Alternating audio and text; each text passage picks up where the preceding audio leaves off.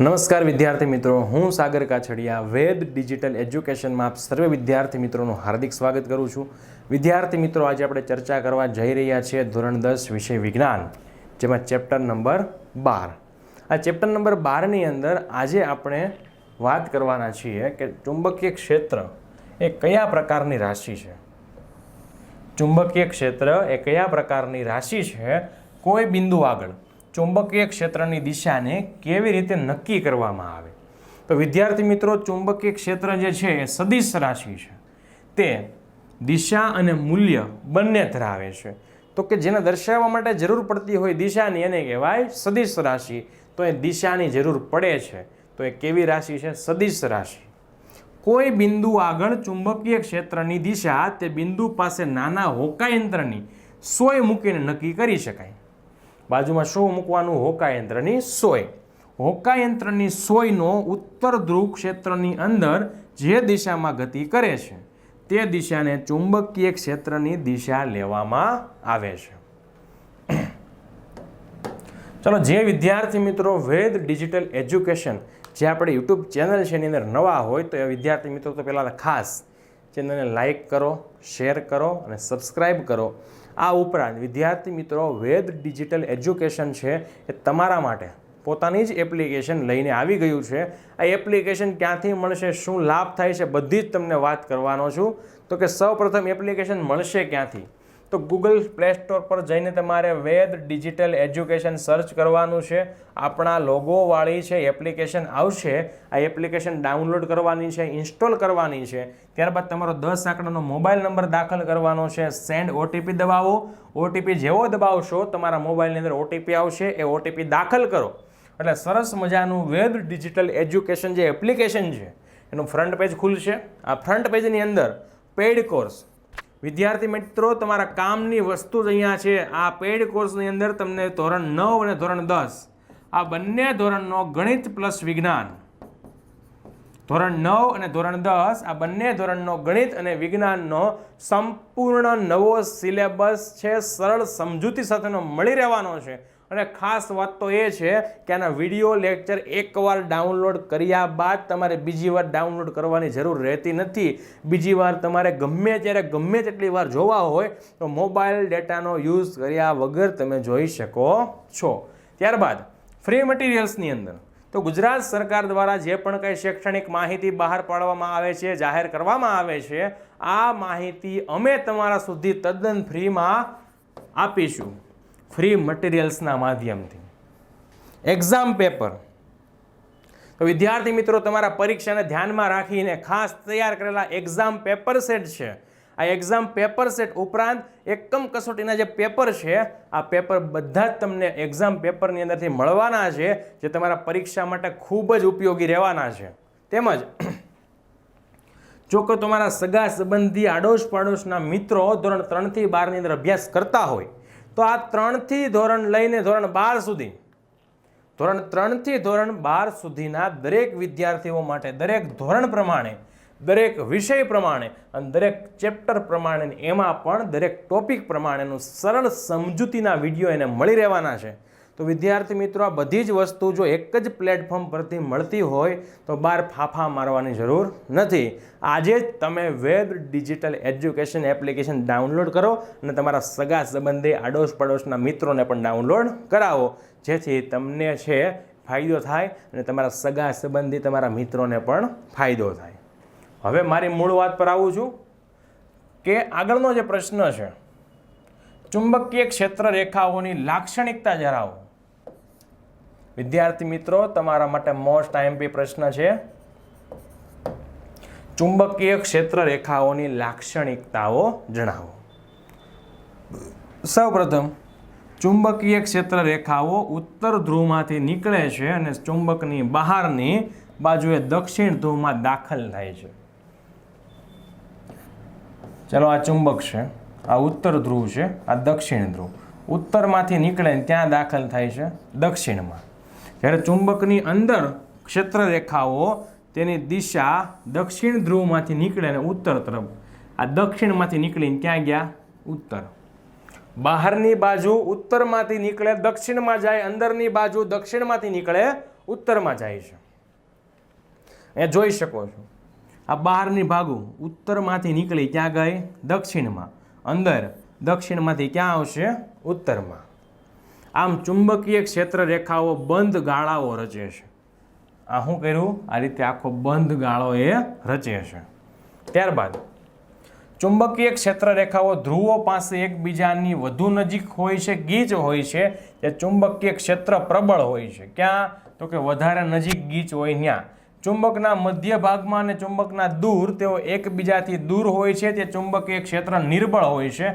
જોવો આપણે આકૃતિમાં અહીં કેવી છે? એકબીજાની નજીક છે. તો અહીંયા ચુંબકીય ક્ષેત્ર કેવું હોય? પ્રબળ. અહીંયા જો વચ્ચેના ભાગમાં એકબીજાથી કેવી છે? તો કે દૂર છે, અહીંયા ગીચતા નથી. ત્યાં ચુંબકીય ક્ષેત્ર કેવું હોય? નિર્બળ હોય છે.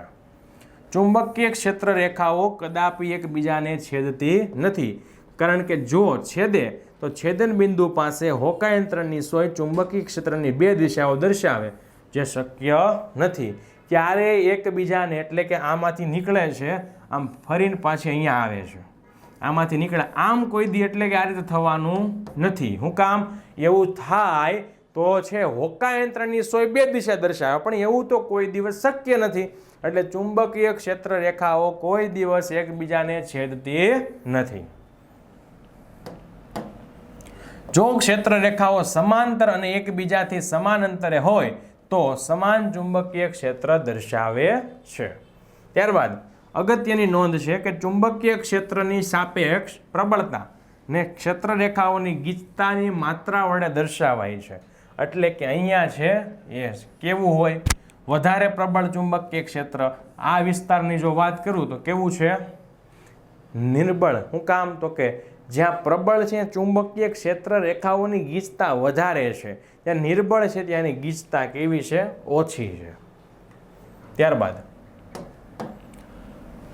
વિદ્યુત પ્રવાહના કારણે ઉદ્ભવતા ચુંબકીય ક્ષેત્રની દિશા વિદ્યુત પ્રવાહની દિશા પર આધાર રાખે છે, તે દર્શાવવું. શું કહે છે? તો કે વિદ્યુત પ્રવાહના કારણે ઉદ્ભવતા ચુંબકીય ક્ષેત્રની દિશા એ વિદ્યુત પ્રવાહની દિશા ઉપર આધાર રાખે છે. ચલો જોઈએ પ્રવૃત્તિ. સૌ પ્રથમ શું કરવાનું? તો કે તાંબાનો એક લાંબો સુરેખ તાર લેવાનો, 1.5 વોલ્ટના 2 થી 3 સેલ એટલે કે બેટરી લેવાની, એક પ્લગ લેવાનો છે, કળ લેવાની છે, અને દરેકને આકૃતિમાં દર્શાવ્યા પ્રમાણે શ્રેણીની અંદર જોડવાનું છે. ચલો એક સુરેખ તારને હોકાયંત્રની સોયની ઉપર તેને સમાંતર રૂપે ગોઠવવામાં આવે છે, અને હવે પ્લગમાં કળ નાખીને પરિપથને પૂર્ણ કરવાનો છે, અને સોયના ઉત્તર ધ્રુવમાં થતા કોણાવર્તનની દિશાનું તમારે અવલોકન કરવાનું છે. ચલો આ છે આપણી આકૃતિ. કળ, તાર, બેટરી, હોકાયંત્ર. આખો પરિપથ આપણે શું કર્યો? પૂર્ણ કર્યો. હવે આકૃતિમાં દર્શાવ્યા પ્રમાણે પરિપથમાં જોડેલ સેલનું જોડાણ બદલી નાખો. પરિણામે તાંબાના તારમાંથી વિદ્યુત પ્રવાહની દિશા બદલાશે, એટલે કે દક્ષિણથી ઉત્તર તરફ થશે. શરૂઆતમાં શું હતી? તો ધનમાંથી વિદ્યુત પ્રવાહ નીકળે છે, ઋણમાંથી પાછું આવે. અહીંયા શું હતું? આ સાઈડ પ્લસ, આ સાઈડ માઇનસ. હવે બેટરી બદલી નાખી, આ સાઈડ માઇનસ, આ સાઈડ પ્લસ. તો જો તમારી છે દિશા ક્યાં દર્શાવતું હતું? સૌ પ્રથમ કે પૂર્વ દિશા, અને હવે તમે દિશા બદલી નાખી, ક્યાં આવી ગયું? પશ્ચિમ દિશા. એટલે કે આ તમારો છે ઉત્તર હતો, આ પણ ઉત્તર. ત્યાંથી ક્યાં આવશે? પશ્ચિમ સાઈડ. અને શરૂઆતમાં ક્યાં ગયું હતું? પૂર્વ સાઈડ, તમારો આ ઉત્તર ધ્રુવ. તો બે વખત શું થયું? આ સોયનું કોણાવર્તન એકવાર પૂર્વ સાઈડ થયું, એકવાર પશ્ચિમ બાજુએ થયું. તો શું અવલોકન આવશે? તો કે આકૃતિમાં દર્શાવ્યા મુજબ જો વિદ્યુત પ્રવાહ ઉત્તરથી દક્ષિણ દિશામાં વહેતો હોય ત્યારે હોકાયંત્રની સોયનો ઉત્તર ધ્રુવ પૂર્વ દિશામાં, ઉત્તરથી દક્ષિણ દિશામાં વિદ્યુત પ્રવાહ વહેતો હોય તો ક્યાં જાય છે? પૂર્વ દિશાની અંદર. અને જ્યારે તાંબાનો તારમાં વહેતા વિદ્યુત પ્રવાહની દિશા ઉલટાવવામાં આવે ત્યારે હોકાયંત્રની સોય વિરુદ્ધ દિશાની અંદર આવર્તન પામે છે. એટલે કે આકૃતિમાં દર્શાવ્યા મુજબ પશ્ચિમ દિશામાં આવર્તન દર્શાવે છે. આનો અર્થ એવો થાય છે કે જો વિદ્યુત પ્રવાહની દિશા બદલાય ને તો વિદ્યુત પ્રવાહના લીધે ઉદ્ભવતા ચુંબકીય ક્ષેત્રની દિશા પણ ઉલટાઈ જાય છે. ત્યારબાદ વિદ્યુત પ્રવાહને કારણે ઉદ્ભવતા ચુંબકીય ક્ષેત્રની દિશા એ વિદ્યુત પ્રવાહની દિશા ઉપર આધાર રાખે છે. વિદ્યુત પ્રવાહની દિશા ઉપર આધાર રાખે છે. કોણ? વિદ્યુત ચુંબકીય ક્ષેત્રની દિશા.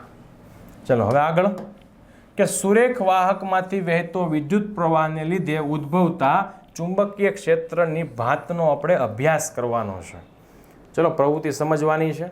સૌ પ્રથમ શું કરવાનું તો કે 12 વોલ્ટની બેટરી લેવાની છે. એક ચલિત અવરોધ એટલે કે રિઓસ્ટેટ લેવાનો છે. 0 થી 5 એમ્પિયર નોંધી શકે એવું એમીટર લેવાનું છે. પ્લગ, કળ અને જાડો લાંબો તાંબાનો તાર. હવે એક લંબચોરસ પુઠ્ઠાની મધ્યમાં તેના સમતલને લંબ રૂપે રહે તે રીતે જાડા તારને દાખલ કરો. ધ્યાન રાખો કે પુઠ્ઠું તારમાં જડિત હોય, ઉપર કે નીચે સરકતું ન હોય. આકૃતિમાં દર્શાવ્યા અનુસાર તાંબાના તારને x અને y ની વચ્ચે ઉધ્વ દિશામાં રહે તે રીતે બેટરી, પ્લગ, એમીટર, રિઓસ્ટેટ શ્રેણીમાં જોડો.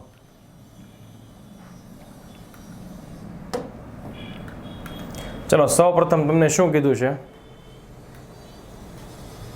આપણે ચલિત અવરોધ, એમીટર, બેટરી, કળ અને આ છે પુઠ્ઠું. આ પુઠ્ઠું છે, આની અંદરથી તારને શું કરવાનો છે? આ રીતે પુઠ્ઠું હોય, આની અંદર તમારે પસાર કરવાનું. નક્કી એવું કરવાનું છે કે આ પુઠ્ઠું હવે ઉપર નીચે સરકવું જોઈએ નહીં, એક જ દિશામાં રહેવું જોઈએ.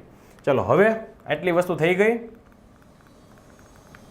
હવે શું કીધું છે કે થોડો લોખંડનો ભૂક્કો પુઠ્ઠા પર સમાન રીતે ભભરાવો. આ માટે તમે મીઠું છાંટવા માટેની ડબ્બીનો પણ ઉપયોગ કરી શકો છો. કળ લગાવી પરિપથ બંધ કરો એટલે કે વિદ્યુત પ્રવાહ પસાર કરો અને એ સુનિશ્ચિત કરો કે બિંદુઓ x અને y વચ્ચે જોડેલ તાંબાનો તાર ઉધ્વ દિશામાં સીધો રહે. ચલ અવરોધના ચલને એક ચોક્કસ સ્થિતિમાં રાખીને એમીટરમાંથી વહેતો વિદ્યુત પ્રવાહની નોંધ કરો. પુઠ્ઠાને થોડા સમય હળવેથી ટકોરા મારો. લોખંડના ભૂક્કાની ભાતનું અવલોકન કરો. આ સંકેન્દ્રિત વર્તુળો દર્શાવે છે. આ રીતે ઉદ્ભવતા ચુંબકીય ક્ષેત્રની દિશા કેવી રીતે શોધીશું? વર્તુળના કોઈ બિંદુ પાસે હોકાયંત્ર ગોઠવો, સોયની દિશાનું અવલોકન કરો. ત્યારબાદ શું સુરેખ તાંબાના તારમાંથી વહેતો વિદ્યુત પ્રવાહની દિશા ઉલટાવતા ચુંબકીય ક્ષેત્રની દિશા પણ ઉલટાય છે? ચકાસો. ચલો સૌ પ્રથમ બેટરી, એની સાથે એમીટર, ચલિત અવરોધ, પછી આ પુઠ્ઠું એની વચ્ચેથી આપણે તારને પસાર કર્યો. પુઠ્ઠું ઉપર નીચે સરકવું જોઈએ નહીં. હવે તમે કળ બંધ કરી, વિદ્યુત પ્રવાહ પસાર કર્યો. હવે શું કર્યું? ફરતી બાજુએ લોખંડનો ભૂક્કો છે એ મીઠું ભભરાવાની ડબ્બીમાં ભર્યો અને ભભરાયો. હવે શું કર્યું? વિદ્યુત પ્રવાહ પસાર કર્યો એટલે તમને શું દેખાય છે? આવા ગોળ સર્કલ દેખાય છે જે ભાત રચાય છે. હવે એમાં આપણે શું કરવાનું? હોકાયંત્ર મૂકવાનું છે. સોયનું કોણાવર્તન થાય કે નથી થતું એનું આપણે વાત કરવાની છે. કે જો તાંબાના તારમાંથી વહેતા વિદ્યુત પ્રવાહમાં ફેરફાર કરવામાં આવે તો આપેલ બિંદુ પાસે હોકાયંત્રની સોયમાં કોણાવર્તન પર શું પ્રભાવ પડશે? ફેરફાર થાય કે ન થાય? તારમાંથી વહેતા વિદ્યુત પ્રવાહને એક સરખો રાખી જો હોકાયંત્રને તાંબાના તારથી દૂર લઈ જવામાં આવે તો એમાં કોણાવર્તન થાય કે ન થાય? ત્યારબાદ આ જોવા માટે હવે વાહક તારથી દૂર બિંદુએ હોકાયંત્રની સોય ક્યુ બિંદુ પાસે ગોઠવો અને ફેરફાર શું થાય છે એનું અવલોકન કરો. શરૂઆતમાં ક્યાં ગોઠવું? હોકાયંત્ર P પાસે. હવે ક્યાં લઈ ગયો? તારથી દૂર Q પાસે. બંને વખતે શું થાય છે જુઓ. તો કે ભાઈ થાય છે એવું કે એવું જાણવા મળે છે કે લોખંડનો ભૂક્કો તાંબાના તારની આસપાસ સંકેન્દ્રીય વર્તુળની ભાતમાં ગોઠવાઈ જાય છે. આ સંકેન્દ્રિત વર્તુળો ચુંબકીય ક્ષેત્રની દિશા દર્શાવે. ફરતી બાજુ ગોળાકાર છે એ. હોકાયંત્રની સોય ઉત્તર ધ્રુવ વડે દર્શાવેલ દિશા બિંદુ P આગળ ચુંબકીય ક્ષેત્રની દિશા આપે છે અને આકૃતિઓ તેને તીર વડે દર્શાવેલી છે. હોકાયંત્રની સોય ક્યાં રહેશે? જ્યારે P બિંદુ પાસે હોકાયંત્રને મૂકું છું તો ચુંબકીય ક્ષેત્ર પ્રમાણે જ્યાં ગોઠવાય છે ભાત રચાય છે લોખંડના ભૂકાની એની દિશામાં. એટલે કે આ સોય કઈ બાજુ રહે? આ બાજુ. એટલે શું દર્શાવે છે કે આ રીતે શું થાય છે? એમાંથી ચુંબકીય ક્ષેત્રની દિશા પસાર થાય છે. એટલે કે દિશા એ દર્શાવે છે. ત્યારબાદ જો સુરેખ તાંબાના તારમાંથી વહેતા વિદ્યુત પ્રવાહની દિશાને ઉલટાવવામાં આવે તો ચુંબકીય ક્ષેત્રની દિશા પણ ઉલટાઈ જાય છે. જ્યારે વિદ્યુત પ્રવાહ બદલાય છે ત્યારે સોયનું કોણાવર્તન પણ થાય છે. જો વિદ્યુત પ્રવાહ વધે તો કોણાવર્તન વધે અને વિદ્યુત પ્રવાહ ઘટે ને તો કોણાવર્તન શું થાય છે? ઘટે છે. જ્યારે હોકાયંત્રને તારથી દૂર ખસેડવામાં આવે ત્યારે સોયનું કોણાવર્તન ઘટે છે. શું કામ? તો કે જેમ તમે દૂર જાઓ છો એમ ચુંબકીય ક્ષેત્રની અસર કેવી થાય છે? ઓછી થતી જાય છે. તો શરૂઆતમાં પી બિંદુ પાસે હતી તો એ ક્યાં હતી? કોણાવર્તન એનું ચુંબકીય ક્ષેત્રની દિશામાં. જેમ પી થી ક્યુ બિંદુ પાસે લઈ ગયો દૂર હોકાયંત્રને તારથી, તો અહીંયા ચુંબકીય ક્ષેત્ર છે એ કેવું પડ્યું? ઓછું લાગ્યું. કારણ કે અંતર શું થયું? બેયનું વધી જાય છે. જ્યારે હોકાયંત્રને તારથી દૂર ખસેડવામાં આવે ત્યારે તેનું એવું જોવામાં આવે કે વિદ્યુત પ્રવાહ ધારિત સુરેખ તારની આસપાસ ચુંબકીય ક્ષેત્ર દર્શાવતા સંકેન્દ્રિત વર્તુળો મોટા ને મોટા થતા જાય છે. બીજા શબ્દોમાં લો તાર છે તો આ શું થાય છે? સંકેન્દ્રિત વર્તુળો મોટા ને મોટા થતા જાય છે. એટલે એવું કહેવાય કે આપણે જેમ જેમ તારથી દૂર જઈએ એમ ચુંબકીય ક્ષેત્ર દર્શાવતા વર્તુળની ત્રિજ્યા શું થાય છે? શરૂઆતમાં એટલી, પછી એટલી, પછી એટલી. ત્રિજ્યામાં શું થાય છે? વધારો થાય છે. તો વિદ્યુત પ્રવાહધારી સુરેખ તાર દ્વારા ઉત્પન્ન થયેલ ચુંબકીય ક્ષેત્રની ભાત એ સંકેન્દ્રિત વર્તુળો છે, જે બીજું કશું નહીં પણ ઉત્પાદિત ચુંબકીય ક્ષેત્રની ચુંબકીય ક્ષેત્ર રેખાઓ છે. કોઈ બિંદુ આગળ ચુંબકીય ક્ષેત્રની દિશા તે બિંદુ પાસે ચોક્કસ વર્તુળને દોરેલા સ્પર્શકની દિશામાં હોય છે, જે તે બિંદુ પાસે હોકાયંત્રની સોયના ઉત્તર ધ્રુવની દિશા છે. જો સુરેખ તાંબાના તારમાં વહેતા વિદ્યુત પ્રવાહની દિશાને ઉલટાવવામાં આવે ને તો શું થાય? તો કે ચુંબકીય ક્ષેત્ર રેખાની દિશા પણ શું થાય છે? ઉલટાય છે. એટલે કે વિદ્યુત પ્રવાહની દિશા એના ઉપર આધાર રાખે કે કઈ દિશામાં વિદ્યુત પ્રવાહ વહે છે. વિદ્યુત પ્રવાહ ધનથી ઋણ હોય તો શું થાય? એ દિશામાં દર્શાવે. તમે પછી બેટરીના તારને ફેરવી નાખો તો દિશા પણ શું થાય છે? બદલાય છે. જેમ તારમાંથી વહેતા વિદ્યુત પ્રવાહનું મૂલ્ય વધે તેમ આપેલ બિંદુ પાસે ચુંબકીય ક્ષેત્રનું મૂલ્ય વધે છે. એટલે એનો અર્થ એવો છે કે ચુંબકીય ક્ષેત્ર અને વિદ્યુત પ્રવાહ બંને સમપ્રમાણમાં છે. ચુંબકીય ક્ષેત્ર ક્યારે વધે? તો કે વિદ્યુત પ્રવાહ વધે. ચુંબકીય ક્ષેત્ર ક્યારે ઘટે? તો કે વિદ્યુત પ્રવાહ ઘટે છે. જેમ તારથી આપણે અંતર વધારીએ છીએ તેમ વાહકમાં આપેલ વિદ્યુત પ્રવાહ દ્વારા ઉત્પાદિત ચુંબકીય ક્ષેત્રનું મૂલ્ય ઘટે. તો કે આપણે આ તાર છે, આ પુઠ્ઠું છે, આ પુઠ્ઠા ઉપર ભાત રચાણી હતી આ રીતે. હવે શરૂઆતમાં મેં પી બિંદુ પાસે હોકાયંત્રને મૂક્યું, ત્યાંથી પછી ક્યુ બિંદુ પાસે લઈ ગયો. એટલે પી નજીક છે, ક્યુ દૂર છે. તો જેમ દૂર લઈ ગયો હોકાયંત્રનું સોય છે એનું કોણાવર્તન શું થયું? ઘટ્યું. એટલે કે જેમ અંતર વધે એમ ચુંબકીય ક્ષેત્ર ઘટે. એટલે ચુંબકીય ક્ષેત્ર અને અંતર બંને વ્યસ્ત પ્રમાણમાં છે અને ચુંબકીય ક્ષેત્ર અને વિદ્યુત પ્રવાહ બે સમપ્રમાણમાં છે. ત્યારબાદ સુરેખ વાહકમાં વહેતા વિદ્યુત પ્રવાહને લીધે ઉદ્ભવતા ચુંબકીય ક્ષેત્રનું મૂલ્ય કયા પરિબળો પર આધાર રાખે છે તે જણાવો. અને બીજો પ્રશ્ન છે કે સુરેખ વાહકમાં વહેતા વિદ્યુત પ્રવાહને લીધે ઉદ્ભવતા ચુંબકીય ક્ષેત્રની ક્ષેત્ર રેખાઓની ભાત દોરો. ચલો, જ્યારે સુરેખ વિદ્યુત પ્રવાહ ધારિત વાહકમાં વિદ્યુત પ્રવાહને લીધે ઉદ્ભવતું ચુંબકીય ક્ષેત્ર એ નીચેના પરિબળો પર આધાર રાખે છે. ચાલો, સૌપ્રથમ સુરેખ વાહકમાં વહેતા વિદ્યુત પ્રવાહના મૂલ્ય ઉપર. વિદ્યુત પ્રવાહનું મૂલ્ય વધશે તો શું થાય છે? એ ચુંબકીય ક્ષેત્રનું મૂલ્ય પણ વધે છે. એટલે બી ચલે છે, આઈ થાય છે. ત્યારબાદ સુરેખ વાહકથી હોકાયંત્રનું અંતર. ચલો, જેમ જેમ તમે દૂર જશો એમ શું થાય છે? તો કે બી ચલે છે 1/r. અંતર વધે ને તો ચુંબકીય ક્ષેત્ર ઘટે. કેમ ભાઈ? તો કે બે વ્યસ્ત પ્રમાણમાં છે. અહીંયા વિદ્યુત પ્રવાહ વધે તો આપણે ચુંબકીય ક્ષેત્ર વધે. તો કેમ? તો કે સમપ્રમાણમાં છે. તો બી ચલે છે આઈ સમપ્રમાણ છે, બી ચલે છે 1/r વ્યસ્ત પ્રમાણ છે. ત્યારબાદ વિદ્યુત પ્રવાહ ધારિત સુરેખ તારની પાસે હોકાયંત્ર મૂકેલું છે. નીચેના કિસ્સાઓ માટે તમારું અવલોકન જણાવો અને દરેક કિસ્સા માટે તેનું કારણ આપો. ચલો, પહેલો કિસ્સો છે કે તારમાં વહેતા વિદ્યુત પ્રવાહની દિશા ઉલટાવવામાં આવે તો શું થાય?